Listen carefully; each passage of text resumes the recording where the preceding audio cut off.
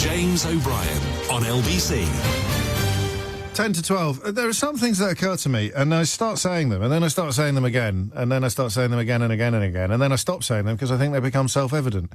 And the fact that it is almost impossible to keep track of Donald Trump's denigration of democracy in the United States of America has been filed under one of those things. And the East Wing, when we started talking about it with Simon Martz last week, it was a relatively manageable construction project. Now they've knocked down the entire thing. How do you keep up with this sort of acceleration? And as if to prove the point, I mentioned to you earlier when I trailed Simon, when I told you that Simon, who's back in Washington, D.C., would be joining us today, I mentioned that Trump's ally, Steve Bannon, the well-known felon and race war provocateur, had been making noises about Donald Trump sticking around for a third term, which all of the people with what other racists and idiots like to call Trump derangement syndrome is the kind of thing they've been denying or claiming is evidence of madness. So, one of his key allies is talking about it. I mentioned that to you about an hour and a half ago, and that story has moved on since I spoke to you, and Simon Martz is to tell us what's happened next already. James, indeed, it has moved on. President Trump, as you know, is in Asia for most of this week, a trip that will culminate on Thursday with his first meeting face-to-face with Chinese President Xi Jinping, first meeting since 2019. Today, after those comments by Mr. Bannon, and we'll get to those in a second, President Trump has indicated that he is interested in possibly staying on for a third term in the White House. But he said, while he would love to do it, he said, I haven't really thought about it. If you believe that, you'll believe pretty much anything. He's gone on to indicate that he thinks Vice President J.D. Vance or Secretary of State Marco Rubio might make suitable replacements for him in January of 2029. But he certainly went back to the original idea by saying, I would love to do it. I have the best numbers ever. He did, however, rule out one plan that you and I spoke about a few days ago, which is the plan that would see President Trump run as a possible vice president to J.D. Vance, who would run for the presidency. And then as soon as they won the election and got into office, President Trump would then take over. The president has actually used exactly the phrase that I think I used on your program a few days ago to describe that plan. He said, I wouldn't do it. It's too cute. However, there's no question that Steve Bannon, his on-again, off-again political advisor, has absolutely been stoking the idea that Donald Trump is going nowhere. Take a listen to what he said in an interview recorded last week in Washington with The Economist. Well, he's going to get a third term. So Trump 28, Trump is going to be president in 28, and people just ought to get accommodated with that. So what about the 22nd Amendment? There's many different alternatives. At the appropriate time, we'll lay out what the plan is. But there's a plan, and President Trump will be the president in 28. We had longer odds in 16 and longer odds in 24 than we got in 28. And President Trump will be the president of the United States, and the country needs him to be president of the United States. We have to finish what we started. And the way we finish it through Trump. Trump is a vehicle. I know this will drive you guys crazy, but he's a vehicle of divine providence.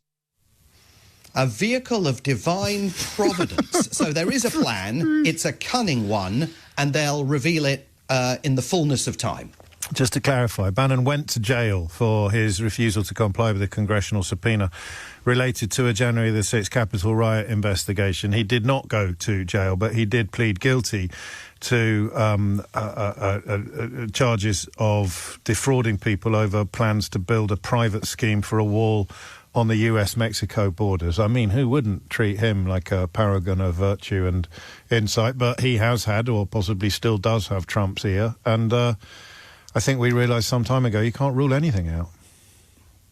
No, I think that's absolutely right. He is a convicted fraudster. I mean, he did plead guilty to those fraud charges. They didn't send him to jail. The guilty plea spared him jail. And it's an extraordinary interview, that one, because you see the two senior editors from The Economist sort of struggling through the course of that 40-minute encounter to find a coherent philosophical strategy on the part of a man who demonstrates over the course of that 40 minutes that he doesn't have one. But the one coherent strategy he's got is to make sure that President Donald Trump and his Make America Great Again movement essentially turn this country into a one-party state. So we can't tell at this point what the cunning plan is to keep Donald Trump in power past January of 2029. But in that interview, he is so focused on the idea of smashing his opponents, clearly, absolutely lining up four square behind Deputy White House Chief of Staff Stephen Miller's plan, to flood the streets of America with troops, that perhaps, and this has to be speculative because he didn't disclose it, perhaps the plan is indeed to foment some kind of violence on the streets and then claim a national public security emergency in a way of extending the president's term. It's interesting that at CPAC, the CPAC conference a few months ago, there was a lot of discussion at that conference about something that they refer to as presidential tenure reform, which means basically finding a way of overriding the Second Amendment to the Constitution that says 2 full terms as president and you're done.